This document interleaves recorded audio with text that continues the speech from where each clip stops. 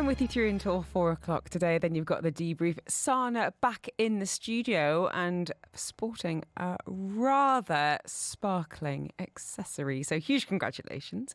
So that's Dane, Sana, Alice and the debrief taking you through between 4 and 7 tonight. This is Eye on Education on Afternoons with Helen Farmer. Sponsored by Horizon English School, a British curriculum primary school rated outstanding by the KHDA, focusing on well-being, happiness and excellence for over 35 years. We're talking distance learning, of course we are, this hour, because it feels like there's an awful lot of angst going around, but there's also a bit of opportunity as well. For some students, they are loving it.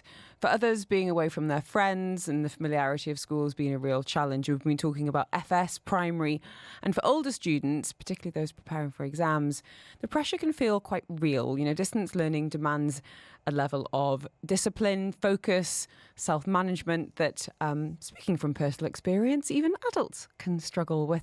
So how do we support teens without adding to that pressure? Isla McLean is the head of geography at Repton Al Barsha, and we're talking about revision strategies, managing stress, helping students stay motivated and organised, even during uncertain times. How are you, Isla? I'm good, thank you. How are you? I'm all right. Now, this is perhaps not a very sensitive thing to say, but what I keep on thinking about with distance learning is, oh, thank God the girls are young and they're not going through their exams.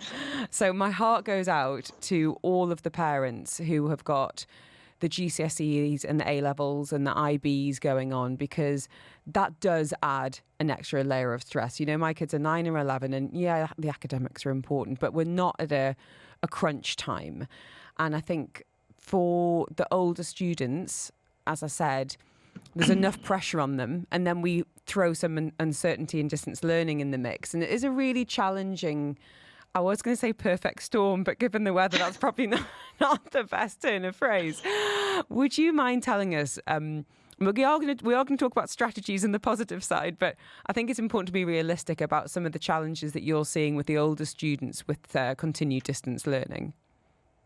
I think the biggest challenge that they'll see is a disruption to their usual routine. Obviously, they come into school every day and they have their teachers there to keep them accountable and sort of help them with their time management. And I think with the older groups, I'm seeing through remote learning that they're really drawing upon the expectations I have of them and the skills that I've given them to be independent. They're having to manage their workload and their time management between those lessons. And I'm seeing at those year 10, 11, 12 and 13 stages that they do have that independence because they're managing their digital platforms, but also they're managing their revision outside of the school day, which is requiring them to be consistent and trying to have that business as normal approach in this time of uncertainty. So what does an effective study routine actually look like at home? And I'm thinking back to my A-level days where I had an awful lot of post-it notes and a great revision timetable, but I didn't actually do any revision. You're sounding really, really positive, really upbeat that your students actually do have the skills and the techniques and, you know, the tools and the toolkit to draw upon at this time. So what advice would you give to parents and students who are listening about really putting together something that could be very effective at this time? Yeah, I think a couple of months ago, we started our Year 11 academic mentorship programme. So pupils have been paired with teachers and they've had months of coaching in terms of how to revise effectively, which obviously has now come in handy given they are a lot more independent than we would expect them to be, given what's happening. I think effective revision at this point in the academic calendar is making sure that it is active and not passive. I know students are really they fall into the habit often of just reading over their notes, highlighting things and not actually engaging with the material. So regular retrieval practice through flashcards, through testing, and at this stage, exam application, and just keep going on with that business as normal approach. And I think some students, given the uncertainty, will want to revise topics they already know, which I know makes them feel good, but I think unfortunately, they are going to have to prioritise the ones they don't know because this is the time to fix those little errors. If they do that, they can obviously perform really well in the exams. That was me. I think back to my A-levels. So I got AAD because I focused on the subjects that I was good at and that I really enjoyed. And I completely ignored the one that made me feel uncomfortable and knocked my confidence a bit. And that, I think you've touched on something that is very human, to be honest. It's very understandable to lean into something that feels comfortable and easy in some ways. So, yeah, totally. And I think it's also a really common mistake to just engage with the topics that you know or the subjects that you prefer. So I think my advice to students would be to, if you have a revision timetable, follow it as you normally would. If you haven't, create a new one, but also adapt it. Change your revision timetable to the needs of your subjects and be really specific about what each revision session is about so that it's productive. now, it's interesting because we've talked a lot on the show in the past with sleep consultants, with psychologists, with educators, that actually starting school at 7:30 in the morning isn't that beneficial for the teenage brain. It doesn't really work with their sleep schedule, and that's not that typical lazy teenager stereotype. They simply do start at that age to go to bed later and wake up later. So in some ways, starting maybe at 9 rather than 7:30 might be working in their favour.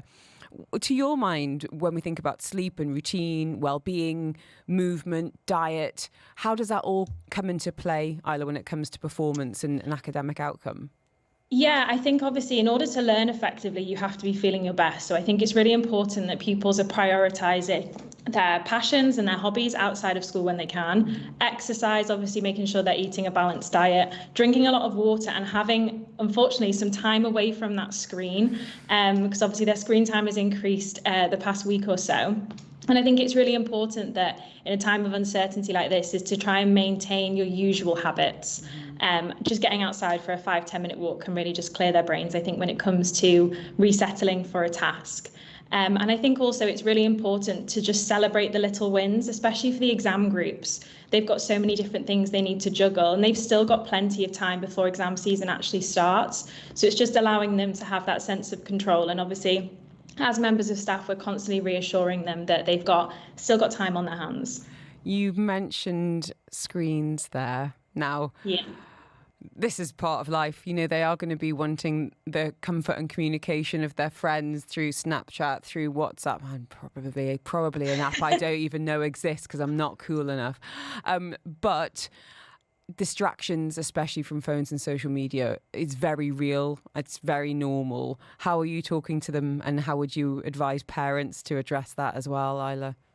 Yeah, I think obviously at home now they've got access to their devices more than they would in the school day. And obviously they've got their iPad or laptop as well as their phone. So they are going to be more likely to be distracted by it. So I think for parents, I would kind of adopt the same school mindset of putting your phone on Do Not Disturb, putting it away. Perhaps they can check it at break time and lunchtime, albeit virtually, just to ensure that they're still in that study mindset and that they're not getting easily distracted. Because obviously teenagers and their phones, any moment they've got, they'll go on it. But I think it's kind of maintaining the habits that they know work and kind of keeping that consistency. Mm-hmm. I was terrible. My mum had to remove the card from the Skybox so I wouldn't watch TV when she was at work. And then even during spring break, I brought our girls' iPads to the office so they wouldn't hanker after them. It's natural. My own screen use is through the absolute roof right now. Haven't dared to check the number, but we're all checking headlines. We're all speaking to friends. We're all checking in on people. As you say, I think that idea of trying to keep as close to normal as possible around break times and phone use is ideal. Now, coming back to parents, I think one temptation is to get naggy, and that's the trap that I fall into as a mum. It's like, right, well, let's just check, have you done this? Well, why haven't you done that? And this, and I wondered how parents can support teens without micromanaging or increasing the pressure.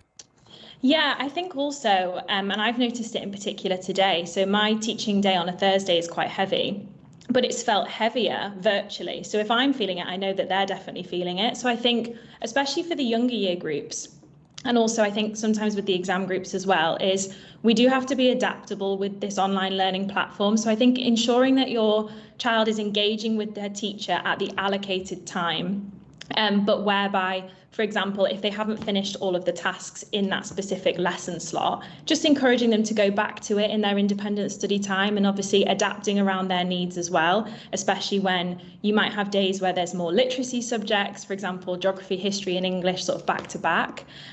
More so with the younger ones, and I think with the older ones is just balancing that independent study time with teacher contact as well. And where lessons are asynchronous with some teachers, this will be particularly helpful with pupils who are perhaps on different time zones at the moment, is accessing asynchronous content that fits in with their school day as well. So they're not necessarily behind, they're just working on a different schedule.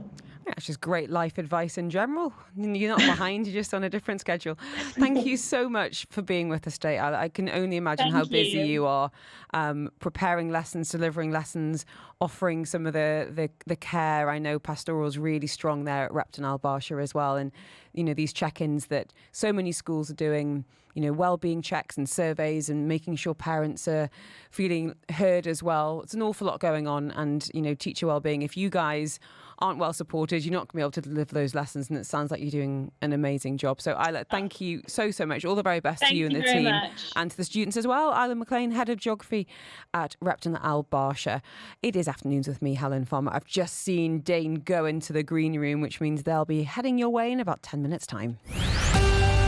Dubai Eye 103.8's weather check. There's a weather alert in force today with scattered